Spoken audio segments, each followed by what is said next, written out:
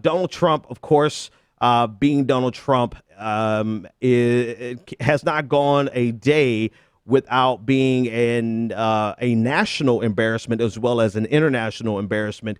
I want to start with this story coming out of the UK. The UK Parliament has rejected Donald Trump's attendance or the opportunity, rather, for him to speak before Parliament. Now, he is coming. There was a movement to stop Donald Trump from coming to the UK on a state visit, period. That movement did not work. And this was a movement in the UK. They 100% did not. Well, I'm sure there's some actual numbers, so I don't want to say 100%, but there was quite a few people. Let me use some weasel words, right? There were quite a few people who did not want Donald Trump to come. That did not succeed. So he is going to go on a state visit, and Parliament has made it clear that they do not want Donald Trump to come and speak. Previously, President Obama spoke. I believe Nelson Mandela has spoken there, and they have a policy on paper against sexism and racism.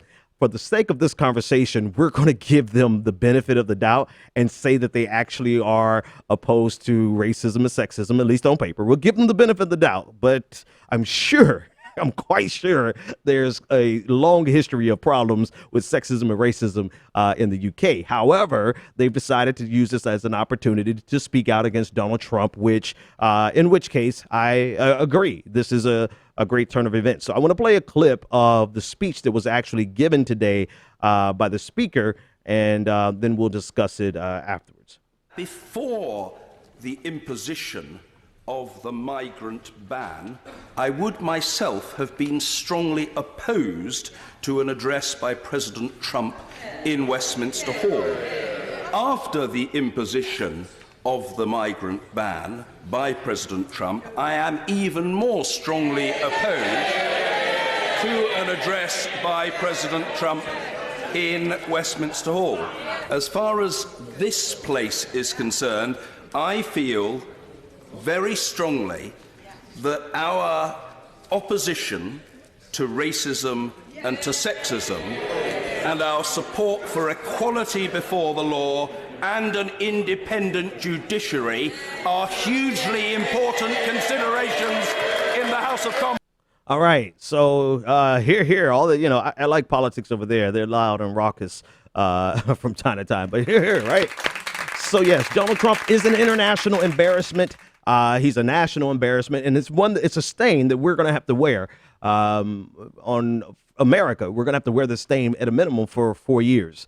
But the gentleman that you just got through listening to, John Park Burkow, is the speaker, and he has the right to determine, he presides over the debates, determining who's able to speak. He's also responsible for maintaining the rule of order right inside of Parliament, and he's able to make this distinction, or this decision rather, on his own. And so he says hell no to Donald Trump coming to speak before Parliament. Now, this is what does this actually do? Most of everything that we can do right now, with the exception of organizing, with the exception of being active, being our own activists, making phone calls, knocking on doors, organizing. With the exception of organizing, most of the things that we could do against Donald Trump right now are purely symbolic. And this is all that the UK the Parliament of UK has done, is a symbolic gesture to say, screw you, Donald Trump. We don't want your type here.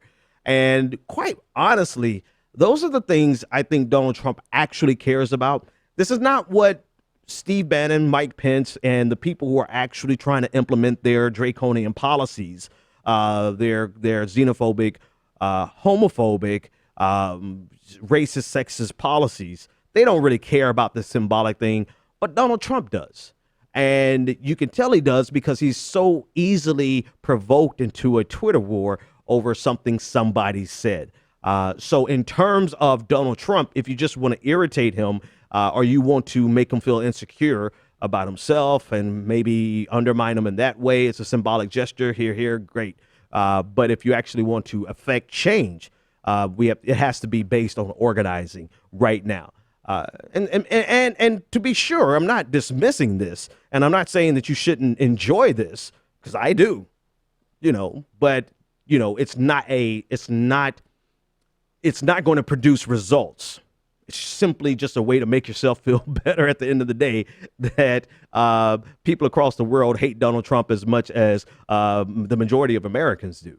As well, they should, because he is Orange Julius. And, well, you already know.